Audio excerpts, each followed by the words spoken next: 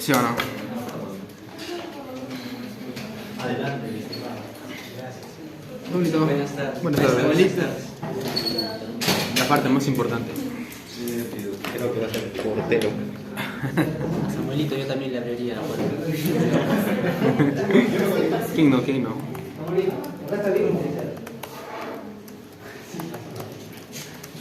Vamos a estudiar las Samuelito, toma mi cinta, Samuelito. Vamos a estudiar las preguntas de la exposición.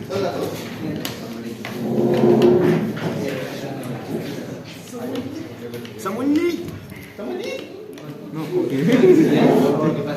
No, ¿qué pasa? Una más hoy le pego.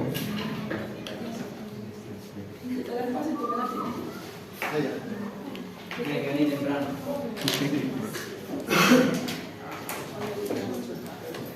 Estoy dejando tu laptop, creo. Ahí está. Está buenísimo. ¿Qué tengo? A ver. Tengo Genshin Impact, no creo. Tiene Genshin Impact. Sí, mano. Juega. No te digo Cuando me completa, venía Genshin Impact, mano. chévere, mano. A ver, ¿qué ves? Genshin Impact, mano. ¿Qué en Epic? ¿Qué juegos tengo? Tenía. Ya no hay. Ah, Baby, no lo tengo ingresado. Yo soy 4 minutos, mis 4 minutos. Entonces, Kingdom Ya dime, explica predominancia derecha. Uy, ¿qué era? Tenía algo que ver con la angiotensina, ¿verdad? Ah, sí, te has desarrollado las Que preguntas. más. Uno no se anda con huevada. No puedes estudiar así, Gustavo. Mira. Ahora que me preguntaba sobre Es imposible no aprobar. Ah,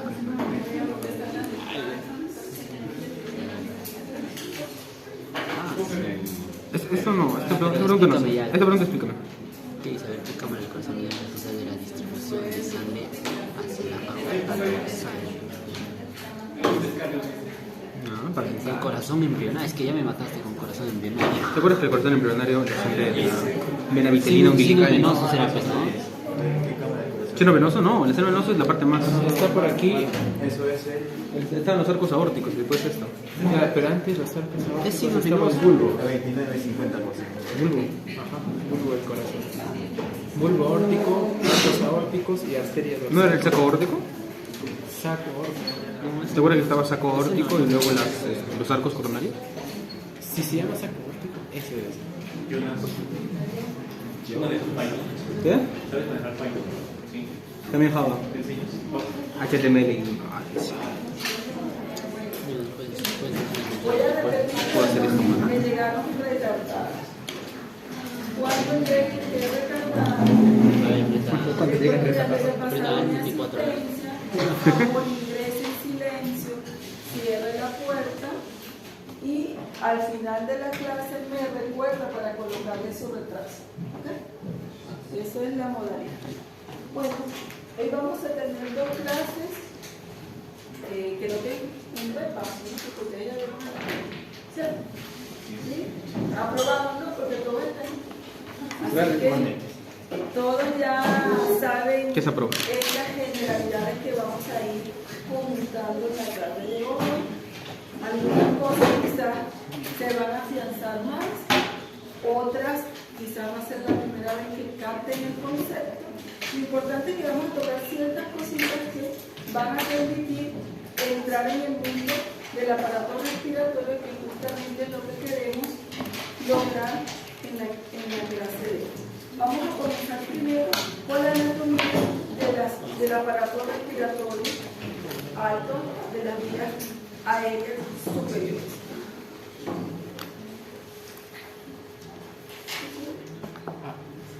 Y aquí tenemos entonces que nuestro aparato respiratorio va a estar compuesto por la nariz, la faringe, la tráquea, los bronquios y nuestros queridos pulmones. Aquí podemos ver en este cuadrito cómo las diferentes partículas van a ir deteniéndose en las diferentes partes del cuerpo, ¿no? Que va a permitir que partículas muy pequeñitas son las que llegar al alveolo, gracias a ese sistema de protección que tiene la vía respiratoria. Nosotros estamos expuestos a un ambiente de contaminación, ¿verdad? Yo estoy aquí y digo, ¿eso es neblina o contaminación? Siempre me pregunto, ¿es neblina o contaminación? Pero nosotros estamos expuestos a eso y nuestro organismo permite que esas partículas grandes, fíjense, desde la nasofaringe ya no pasan, solamente van a pasar aquellas que son muy pequeñitas, gracias a nuestro sistema de limpieza, digamos así, de bloqueo, que permite que nada de esas partículas, llámese virus, bacterias, contaminantes, bajen a los pulmones y puedan causar daño. Cuando falla ese mecanismo, entonces vienen las enfermedades. Quería comenzar por ahí. ¿Por qué? Porque todo comienza con la respiración. Y aquí en esta unidad vamos a recordar las estructuras, pero también vamos a recordar que nuestro sistema respiratorio nos va a poner en contacto ahora con el exterior. ¿A través de qué? De ese aire que nosotros estamos inhalando. Tenemos aquí entonces las principales funciones o algunas de las funciones más resaltantes de nuestro aparato respiratorio, que va a ser ese intercambio, ¿verdad?, de ese oxígeno que vamos a nosotros a obtener o a respirar, a inhalar del ambiente, y nosotros vamos a expulsar a través de nuestros pulmones ese CO2. Todo eso tiene un proceso muy interesante, el cual vamos a ir desarrollando en cada una de las sesiones de clase que vamos a tener.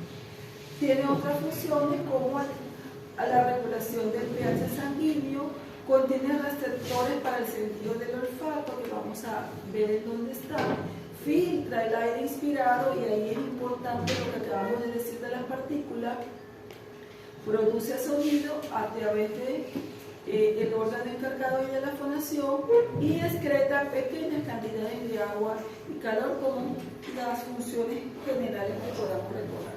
Así tenemos entonces nuestro sistema respiratorio alto y bajo, ¿no? Vamos a tocar hoy nuestro sistema o nuestra vía respiratoria alta. Vamos a hablar de las cavidades nasales primeramente, después la cavidad oral, ciertos conceptos allí, la faringe, la laringe, y posteriormente vamos a continuar con las vías respiratorias bajas, tráquea, bronquios y alveolo. Todas mis clases van a ser antes del inicio pasadas a nuestro querido delegado, el cual debe compartirlas con usted. Como les dije, todos a través del delegado.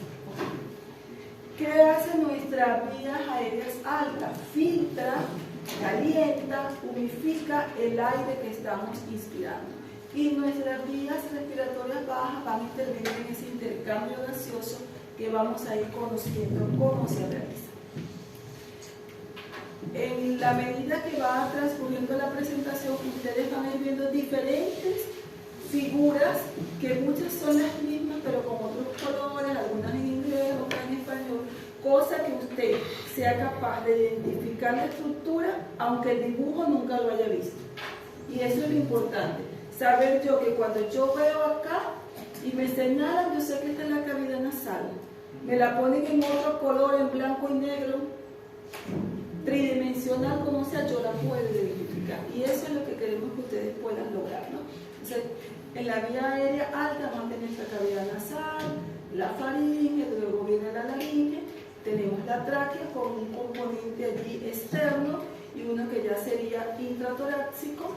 Y algunos dividen también la vía respiratoria en vías aéreas extratorácicas, todas estas, e intratorácicas, la que corresponden ya a la tráquea intratorácica, a los bronquios, alveolos, pulmones.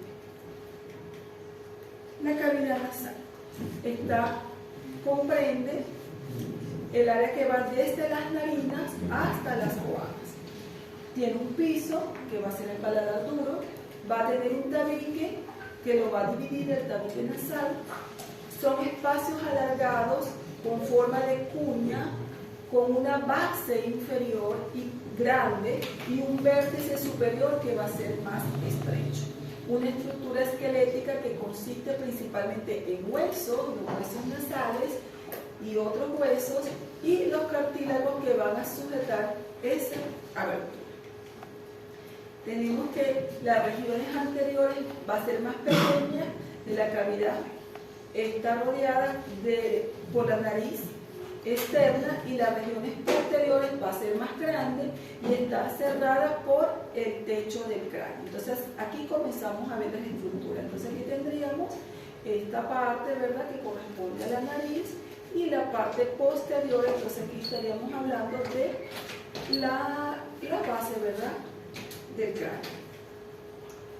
Está separado entonces por un tabique, pues ese tabique nasal, la línea media también, ¿verdad?, que podemos decir así.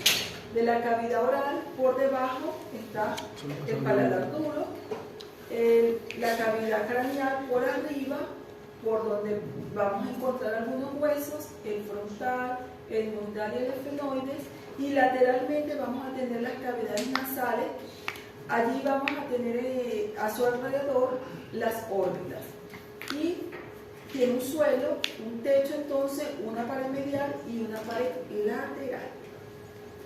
Y en esta figura podemos entonces ver en una vista anterior la raíz que va a corresponder a la inserción superior de la nariz en el hueso frontal. Y aquí vamos a tener el vértice que va a corresponder a la punta de la nariz, el puente óseo de la nariz formado por los huesos nasales que vendrían a hacer esto, y por último la narina, que como todos saben son esas aberturas que nos van a comunicar, ¿verdad?, con el exterior, con la cavidad nasal. Y bueno, empezamos a ver dibujos para que recuerden, porque todo esto ustedes lo saben. Todo esto lo saben. Entonces aquí tenemos nuestra visión inferior del cartílago alar mayor, donde vamos a tener nuestro pilar lateral, el medial, y si ustedes pueden ver acá, entonces aquí tenemos nuestro cartílago alar mayor, aquí tenemos el cartílago nasal accesorio, y aquí tenemos el cartílago alar menor, y aquí estarían entonces las apófisis laterales de los cartílagos del tabique nasal. Y todo esto entonces va a conformar lo que es nuestro tabique nasal, que va a tener diferentes formas en los individuos y que a algunos les estresa su forma y van al cirujano para que lo vean. Pero bueno, no a todos nos pasa eso, ¿no? Doctor, una pregunta sobre eso anterior. ¿Es verdad que la nariz se adapta evolutivamente a la persona o dependiendo de sus capacidades pulmonares? Se adapta. O sea, la nariz se adapta a las capacidades de la persona que necesita para respirar. A la capacidad no, más bien la estructura puede limitar si de repente el crecimiento de los cornetes, de algún problema de adenoide, puede limitar el paso del aire. Pero el tamaño no va a intervenir para mí en mayor o menor énfasis en el paso del aire. Por supuesto que si la nariz es más pequeña, cualquier moquito la va a tapar más rápido. Pero igual la ventilación se va a lograr, aunque sea más perfilada, más grande, más pequeña. Realmente su tamaño no va a ser significativo en cuanto a su función. Ahora, internamente, si pasa algo que obstruya, ahí sí la cosa es diferente. Aquí tenemos entonces vamos a ver nuestra cavidad nasal, ¿verdad?, que va a tener una serie de estructuras que vamos a ir nombrando. Entonces aquí tenemos nuestro tabique nasal para recordar su ubicación, el vestíbulo nasal, aquí van a ver los cilios y van a ver una serie de estructuras que vamos a ir mencionando que van a ser los cornetes. Aquí tenemos para recordar las estructuras óseas, nuestro maxilar, que va a estar ubicado con todas estas estructuras de la apófisis frontal, espinal, el conducto. Disculpen, vamos a hacer mucho. Sí, ya. Aquí tenemos entonces nuestro hueso, ¿verdad?, maxilar. Aquí tenemos la concha nasal inferior. Aquí tenemos la concha nasal superior y el hueso lagrimal. Entonces, las estructuras óseas, bueno, que también las pueden recordar, las que están en la cavidad nasal. Tenemos los canales aéreos. un meato nasal inferior que está entre el corneto inferior y el suelo de la nariz. ¿Qué orificios drenan allí? Los orificios del conducto nasolagrimal. En el meato nasal medio va a estar localizado entre el cornete medio y el inferior y se encuentran los orificios de drenaje del seno frontal, de las celdas etmoidales o setillas etmoidales anteriores y de los senos maxilares. Esta fue pregunta de examen en uno de los quizzes. Un meato nasal superior va a estar entre el cornete medio y el superior. Se encuentra el orificio de drenaje de las celdas etmoidales posteriores. El seno efenoidal drena a la altura del meato superior en la pared anterior del efenol. Entonces van a ser los sitios de drenaje de los diferentes senos que vamos a ir nombrando más adelante. Un receso esfenoenoidal entre el cornete superior y el techo de la nariz. Y así tenemos entonces nuestros meatos, ¿verdad? Vamos a tener aquí en esta visión con espéculo, donde nosotros podemos ver la concha nasal inferior y la concha nasal medio, también llamado cornete inferior o cornete medial. Aquí tenemos las aberturas de las celdas etmoidales medias, donde si ustedes ven comunica, ¿verdad? Va a comunicar y va a tener ahí el drenaje de las cetillas etmoidales. Aquí tenemos una zonita, si ustedes pueden ver, que pasan por aquí, que es este orificio y sale por acá. Ahí tenemos la zona que pasa desde el hiato semilunar hacia el interior del seno frontal vía conducto frontonasal. Entonces los senos paranasales van a drenar en unos orificios que cuando se obstruyen, entonces ¿qué pasa? El seno se inflama, se llena de secreción, no drena y vienen los procesos infecciosos, sinusitis y todo eso. Y bueno, también puede favorecer otras complicaciones. Aquí tenemos el hiato semilunar que lo vamos a encontrar acá. Aquí tenemos la abertura del seno maxilar. Aquí tenemos la abertura del conducto nasolagrimal. Esto le he colocado una estrellita como para que se recuerden de dónde están los diferentes aberturas o drenajes de los senos, ¿no? Para que puedan recordar. Y aquí tenemos entonces otro dibujo con otra tonalidad de color. Lo importante es que usted sepa dónde está todo, ¿no? Aquí tenemos nuestro cornete inferior, cornete medio, cornete inferior.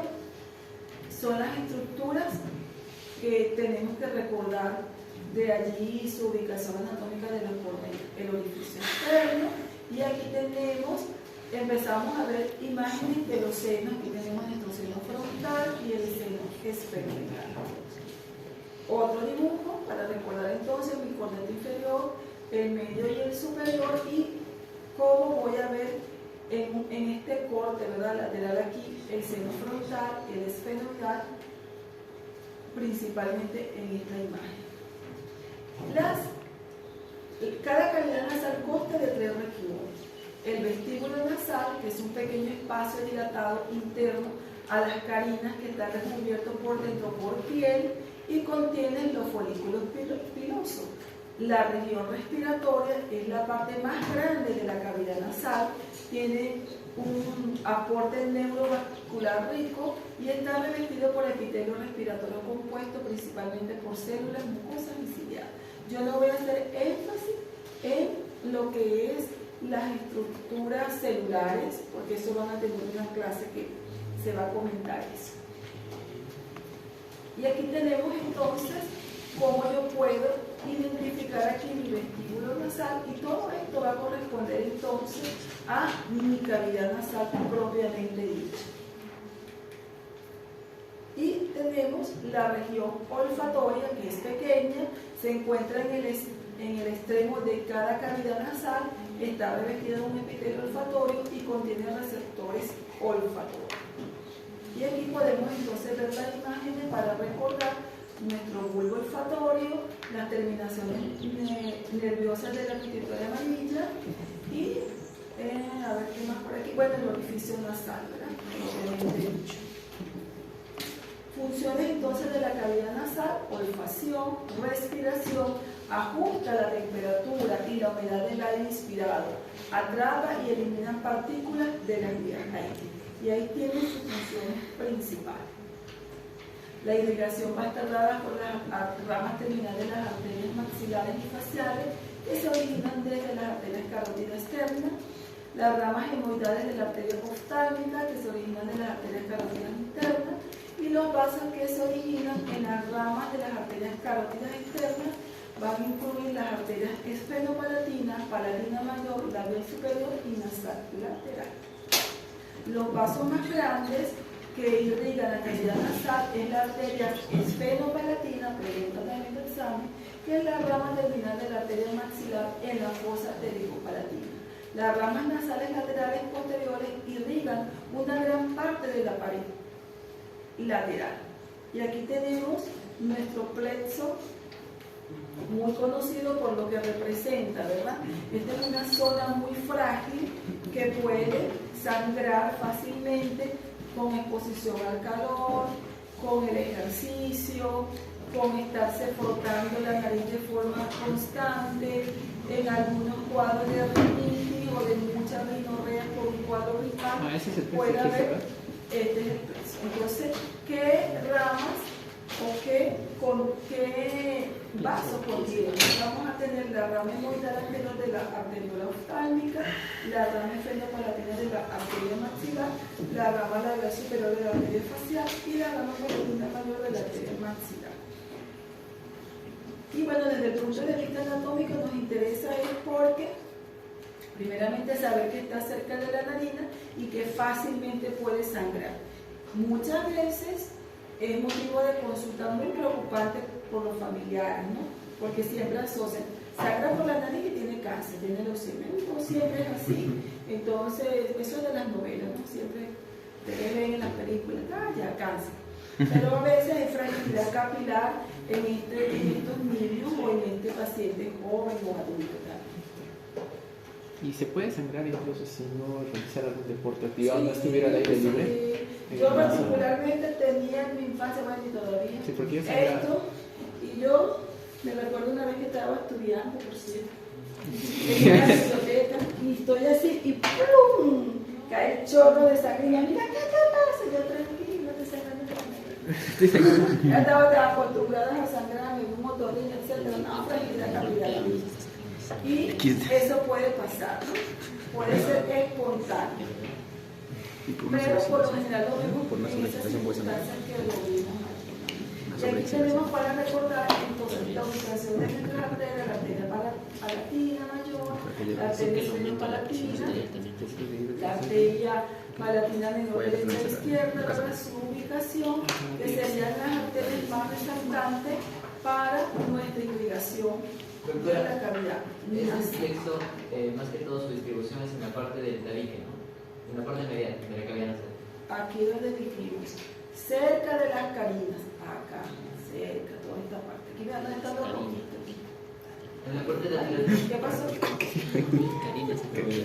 La tráquea. ¿Qué pasó con la Karina. Delegado, no es el delegado. ¿No es el delegado? Perdimos un delegado.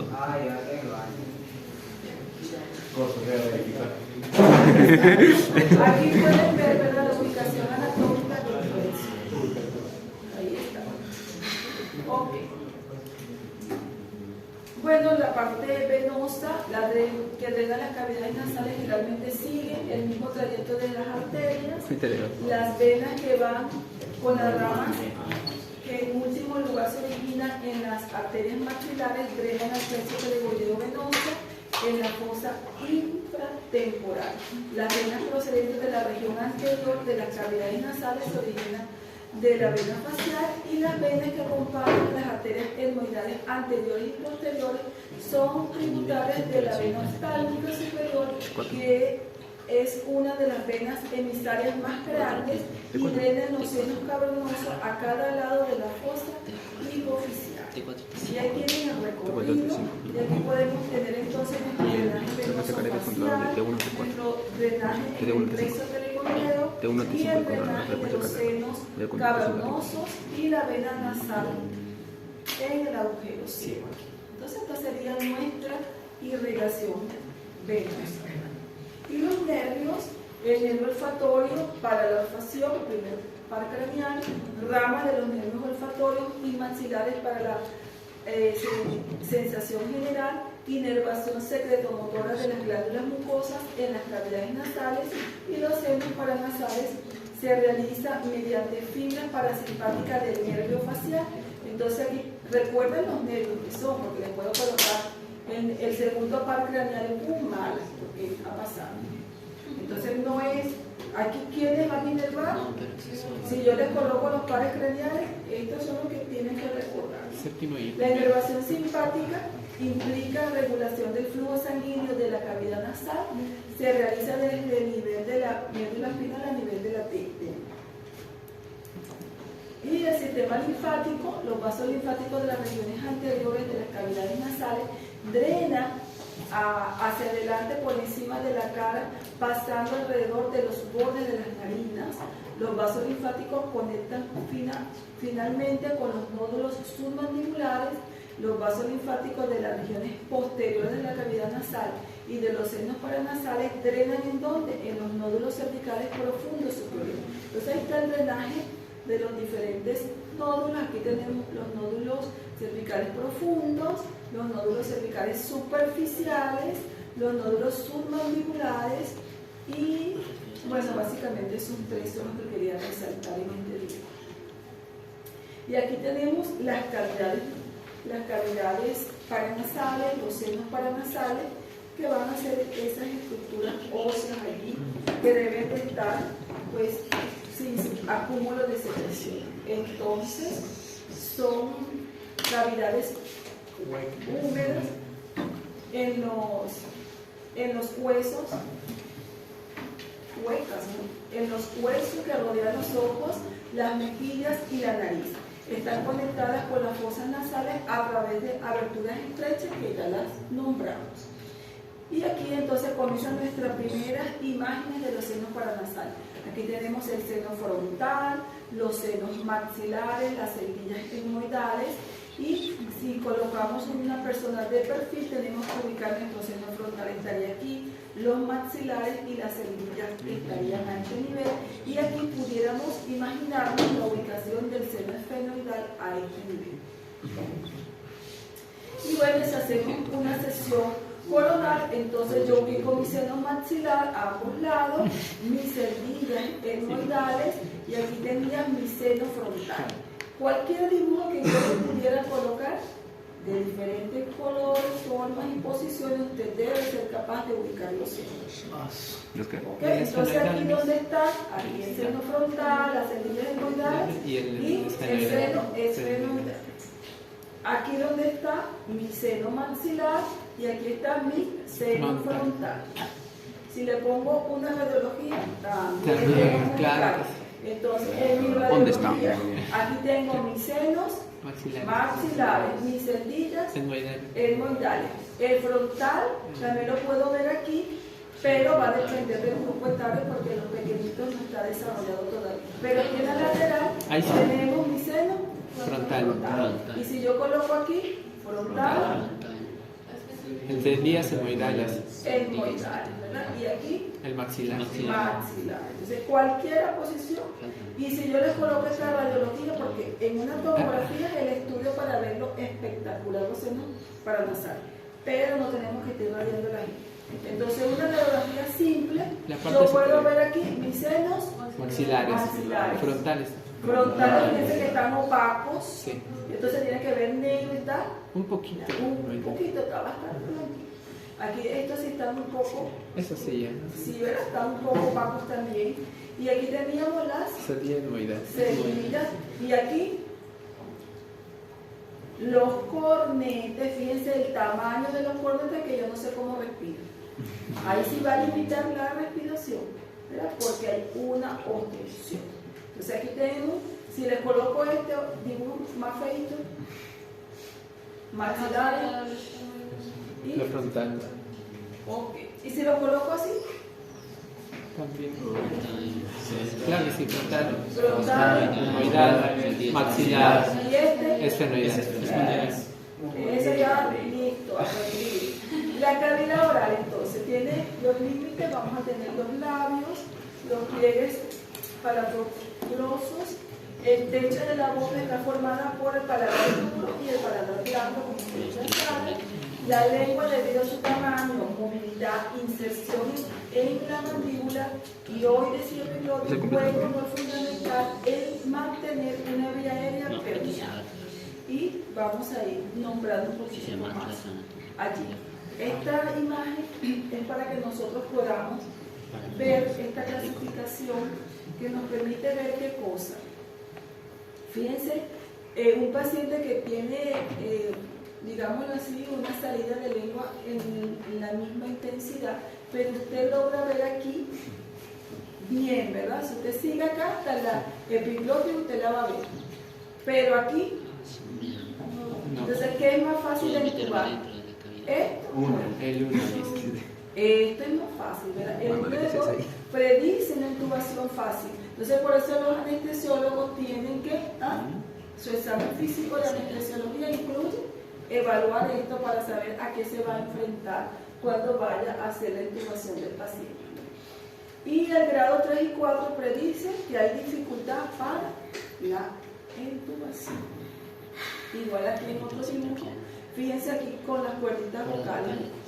Esta, más fácil meter aquí el tubo, aquí todavía permite, pero aquí miren, aquí hay que llamar al super experto, porque nadie lo va a lograr si no tiene experiencia. ¿Okay? Entonces no lo van a llamar ustedes. O sea, sí se puede, dice especial. No, sí se puede, pero no va a ser nada Sencillo. fácil. Ahora, si es un cadáver, practica. Y si es el muñeco ya de simulación, pero un paciente para un procedimiento en una sala quirúrgica pues debe hacerlo el de mayor experiencia. La faringe es un tubo que mide entre 12 y 15 centímetros de longitud, se extiende desde la base del cráneo hasta el nivel del cuerpo de la sexta vértebra cervical, donde se continúa con el esófago. La disposición de la faringe le confiere una acción en la respiración y otra en la alimentación. Entonces ya vamos a ver aquí. Tenemos su extremo superior, se inserta en la base del cráneo, como ustedes pueden ver acá, por medio de un tracto fibroso central y dos laterales fuertemente adheridos. Su extremo inferior está en relación de la sexta vértebra cervical y en su cara anterior y con la parte posterior del cartílago cricoide. Esa sería su relación. Tenemos los músculos estriados y laterales de la faringe, los músculos constrictores y los músculos elevadores. Y aquí tenemos el músculo constrictor superior, medio e inferior y los músculos elevadores palatofaringeo, ¿verdad? Estilofaringeo. Estilofaringeo y salpingofaringeo. Los nombres que nos han inventado. Y aquí tenemos su ubicación, ¿verdad? Donde podemos recordar anatómicamente donde se encuentran los diferentes músculos. Y a nivel superior nace de la parte inferior de la ala interna de la apófisis pterigoidea, en medio se origina en el borde posterior del asta menor del hueso ioides y de la cara superior del asta mayor, y el inferior consta de tres haces musculares: tiroideo, cricoideo y cricoideo. Y aquí pueden estar los músculos para que recuerden su ubicación.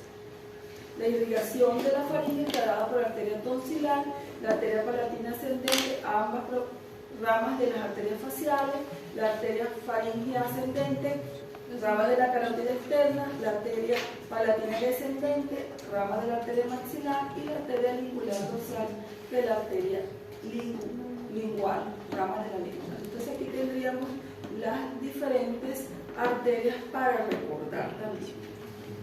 Las venas, el plexo submucoso profundo, emergen venas reunidas, venas del canal pterigoideo, facial lingular en dirección a la yugular interna. Y los linfáticos eferentes, de ellos tenemos entonces el plexo submucoso y musculares adoptan tres diferentes direcciones, una posterior, una lateral y una anterior inferior.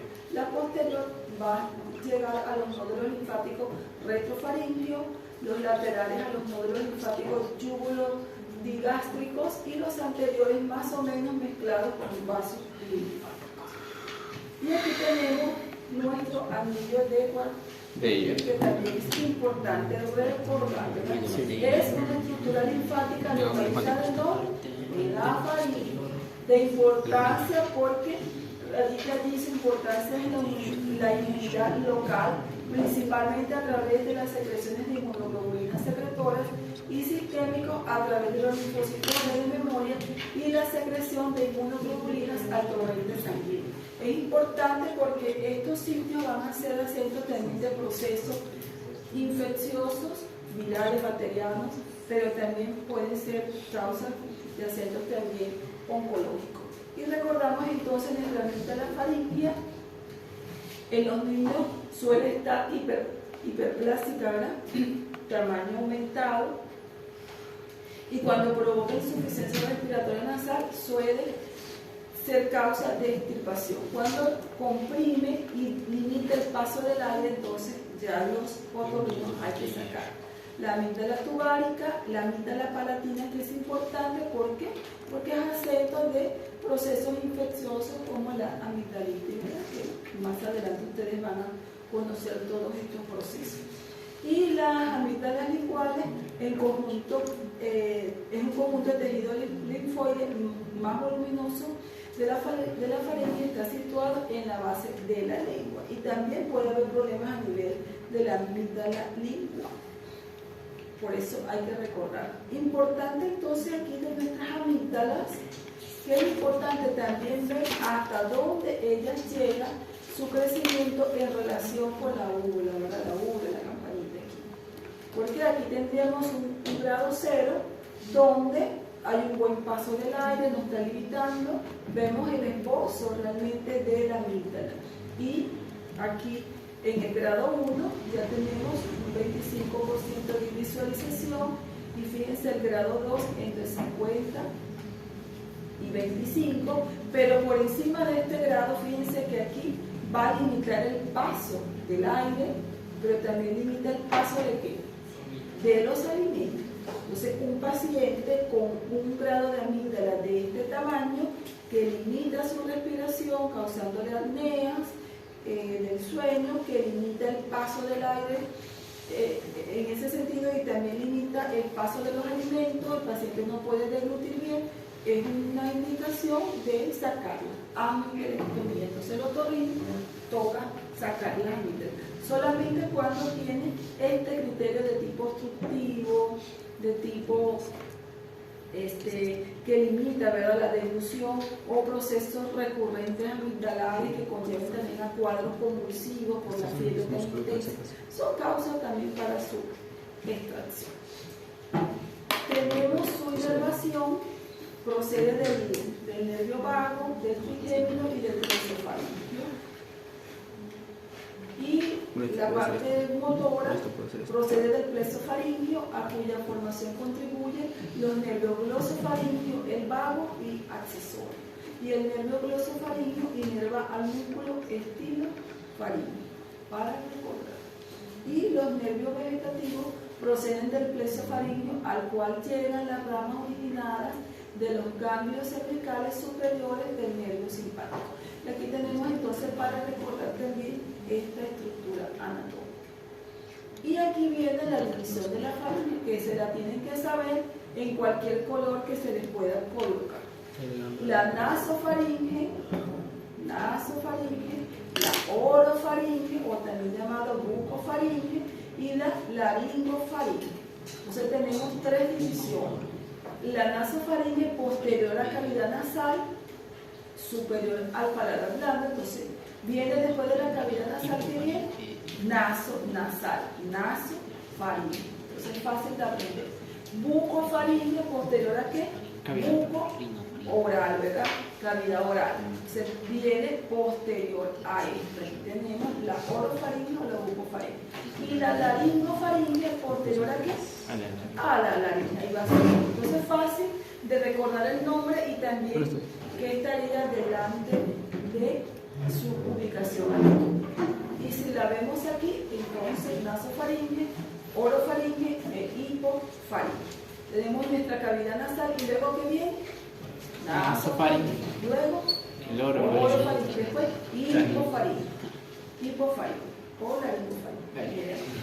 Acuérdense que tienen dos nombres. Depende de la literatura, lo vamos a conseguir. La nasofaringe entonces, el mismo que está aquí, nasofaringe. El trabajo comprendido desde la base del cráneo y el paladar blando. A la parte posterior está a nivel de la C1 y la parte anterior se encuentra con la cavidad nasal a través de las coanas. Entonces aquí tenemos nuestra nasofaringe. Y tenemos sus relaciones para que también puedan recordarla. La parte superior, los folículos que forman la mitad de la faringe, la parte anterior es inexistente porque no hay una estructura que pueda como cerrarla, ¿no? La parte inferior formada por el velo del paladar, posterior, ya dijimos allí, tenemos una concavidad hacia adelante, prácticamente esa sería su descripción anatómica, y a nivel lateral aparecen los orificios laringeos de la trompa de Eustaquio, importante para drenajes y procesos infecciosos a este nivel, y por detrás está la fosita de Rosenberg. ¿Cosita de qué más? Ese. Tiene dos estructuras importantes de la nasofaringe para recordar. Como ya les mencioné, la trompa de Eustaquio y las adenoides. Entonces, es importante nuestras adenoides porque a nivel pediátrico son causantes de procesos recurrentes infecciosos. Entonces, los pacientes presentan cuadros de adenoiditis de forma recurrente que puede también limitar el paso del aire. Y ahí es importante recordar los síntomas de obstrucción de vía aérea superior, que sería ronquido, apertura bucal, el paciente con la boca abierta duerme con la boca abierta, babeo, que no lo preguntan la mayoría de los médicos, y esto me puede orientar a un diagnóstico. Cuando el paciente ronca, duerme con la boca abierta, babea. Claro, porque ya lo evidente que él te diga, sí, yo tengo la nariz tupida, tapada, ya eso es fácil, pero si tú no preguntas lo otro, quizás no vas a hacer ese diagnóstico diferencial. Entonces, los signos de obstrucción de vía aérea superior van a estar dados por estas estructuras que no van a permitir el paso del aire. Llámese cornete, llámese adenoide, llámese amígdala, cualquiera de ellas puede obstruir, o los cuadros de sinusitis, ¿verdad?, que también van a obstruir ahí y van a limitar el paso del aire. La orofaringe, entonces aquí tenemos esta orofaringe, va desde el paladar blando hasta la punta de la epiglotis. Hacia la parte posterior están los cuerpos cervicales C2 y C3, y hacia la parte anterior la cavidad oral y toma en contacto el tercio posterior de la lengua. Lateralmente se encuentran las amígdalas y sus pilares.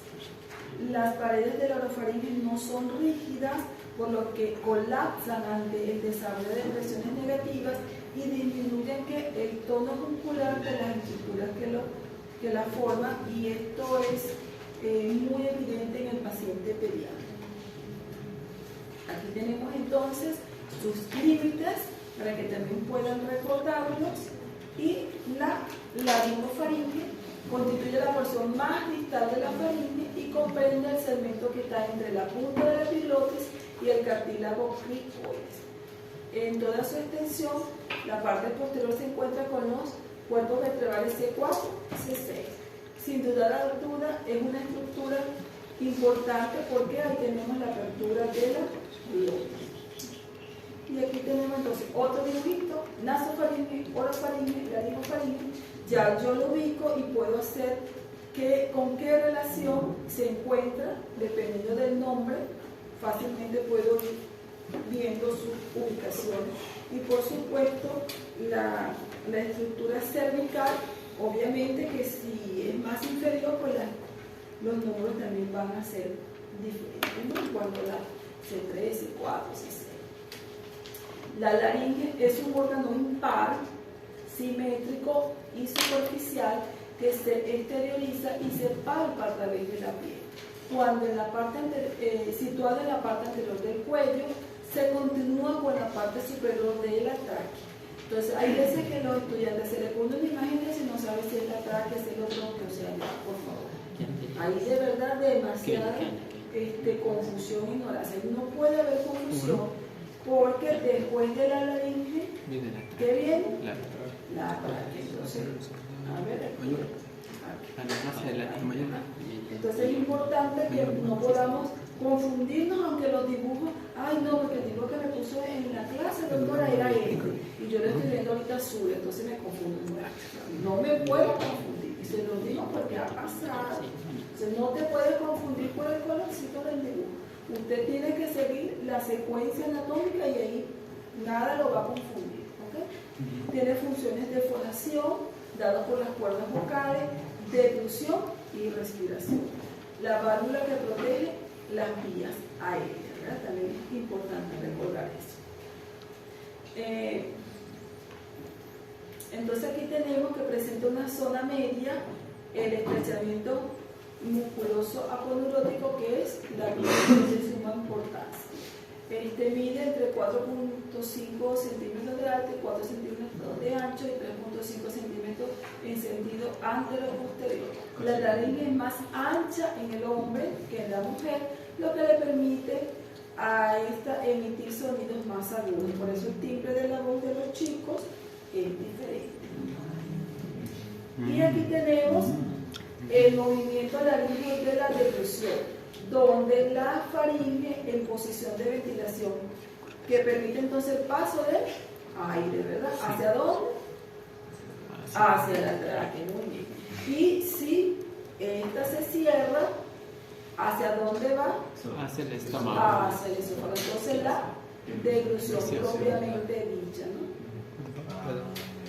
La laringe está ubicada en la parte media y anterior del cuello, mide aproximadamente 5 centímetros de longitud y se relaciona con C3 y C6, constituida por un esqueleto fibrocartilaginoso revestido del interior entre una mucosa y exteriormente por músculos. Sus límites superiores con el hueso hioides, la epiglotis, el inferior la tráquea, el posterior que tenemos, el esófago, y anterior los cartílagos tiroides. Y ahí entonces, después entonces de, a ver la continuidad, aquí, ¿verdad? Aquí tenemos nuestra laringe, tenemos la epiglotis, la glotis y la subglotis. Son 11 cartílagos en total. Los cartílagos de la laringe se dividen en 3 pares, en pares e impares. Los cartílagos pares son aritenoides, coniculados y cuneiformes, ¿verdad? Son los pares, 2 pares. Y los impares son tiroides, picoides y la epiglotis. También la podemos dividir en principales y accesorios. Algunos literaturas las pueden presentar aquí. Entonces, ¿quiénes serían los principales? Tiroides, picoides, epiglotis y los 2 aritenoides, por las funciones que estos van a tener. Y si yo lo pongo en este color azulito, ahí lo puedo decir, ya yo sé dónde está. Entonces tenemos nuestro cartílago tiroides, ¿verdad? Sí. Aquí nuestro cartílago tiroideo, aquí en la vista lateral, en la vista frontal, aquí tenemos la epiglotis, el hueso hioides, la membrana Cricotiroidea. tiroidea. Y aquí tenemos la membrana cricotiroidea. Y luego, ¿qué viene? La tráquea. Y bueno, aquí cada una de las estructuras se las voy presentando. No sé si el doctor en la práctica va a hacer cada una de las estructuras, particularmente si es bueno que las podamos reconocer, pero hay unas que van a sobresalir más que la otra por la lámina que colocamos vimos anteriormente. Entonces aquí tenemos nuestro cartílago tiroides, una vista anterolateral izquierda. Vamos a recordar el asta superior, ¿verdad? El asta inferior, la prominencia laríngea, la escotadura tiroidea inferior, la escotadura tiroidea superior y los ligamentos tiroideos laterales y el cartílago trificio, ¿verdad? Para recordar. Y aquí tenemos nuestra vista anterior y posterior. Tenemos aquí el arco del cartílago cricoides, la lámina del cartílago cricoides y la cara articulada para el asta inferior del cartílago tiroides. Y aquí tenemos el cartílago epiglótico, ¿verdad? Esta es su forma, si la quieren ver en esta vista posterior así sería, y esta sería su vista anterolateral izquierda, la parte superior. Y aquí tenemos, ¿qué más? Bueno, sería básicamente eso de lo que ya resaltamos anterior. Y los cartílagos, aquí tenemos, ¿verdad? Otra vista de cada uno de ellos, donde lo podemos ubicar ahí. Aquí podemos ubicar el cartílago aretinoides, el corniculado. ¿Y qué más por aquí para resaltar? Falta A ver, bueno, los ligamentos, ¿verdad? Crico, aritenoideo posterior, que son también en este dibujo para recordar. Y aquí sí tenemos entonces nuestra estructura, nuestro hueso hioides, la epiglotis, la membrana tiroidea, el ligamento tiroideo medio, la lámina del cartílago tiroides. Aquí tenemos la protuberancia laríngea. Aquí tenemos el ligamento cricotiroideo, importante también. Y aquí tenemos la articulación cricotiroidea. Y luego que ve, ¿okay? Y en la lateral, aquí en este corte que dice ahí sagital, vamos a recordar la membrana tiroidea y los diferentes ligamentos, ¿verdad? Que su nombre va a decir de dónde se inserta hasta dónde termina para recordar. Y aquí tenemos las articulaciones. Aquí tenemos la articulación cricotiroidea. Y por acá, a ver dónde está la otra. No, esta es para recordar la articulación cricotiroidea. Y esta imagen es para recordar los músculos, los diferentes músculos. Aritenoepiglótico, aritenoides transverso y oblicuo, el tiro aritenoideo y el crico aritenoideo lateral. La conformación interna de la laringe. La cavidad laríngea ofrece en su mitad un espacio estrecho de suma importancia que es la glotis. Por encima de ella se encuentra el vestíbulo de la laringe o porción supraglótica y por debajo la porción infraglótica. La glotis es el espacio comprendido entre las dos cuerdas vocales y tiene una forma de hendidura anteroposterior.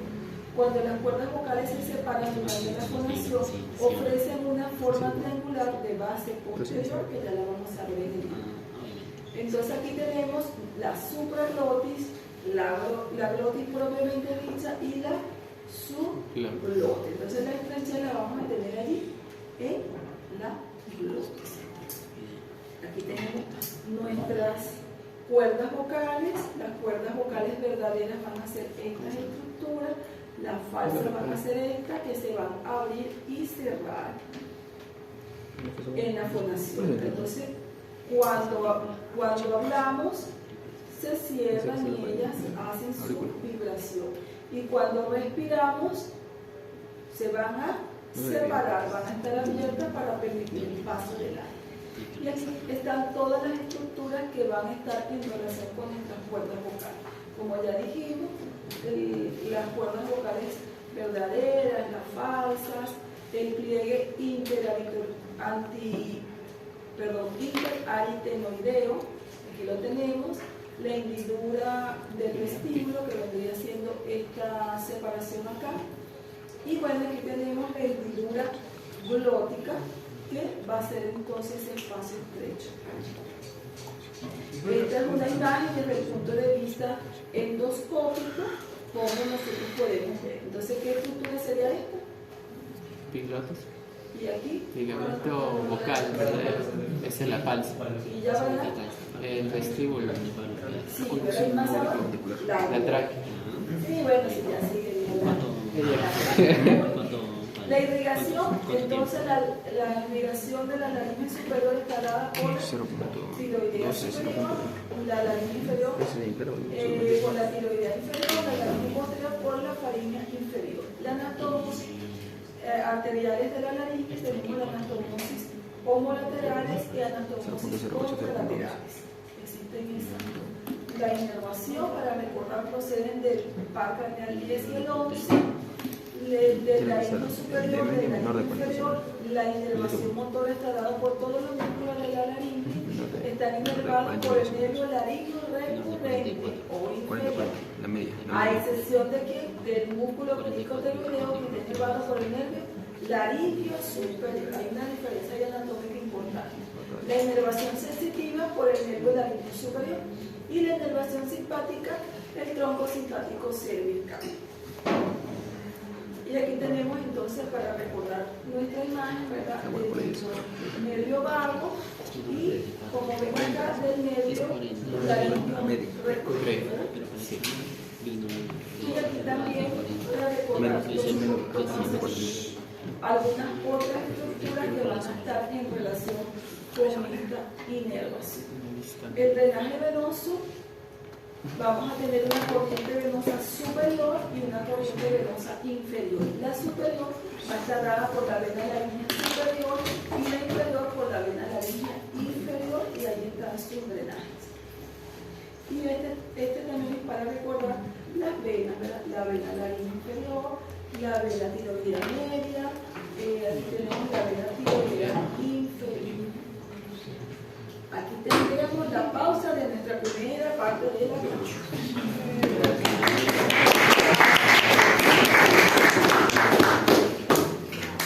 Y ahora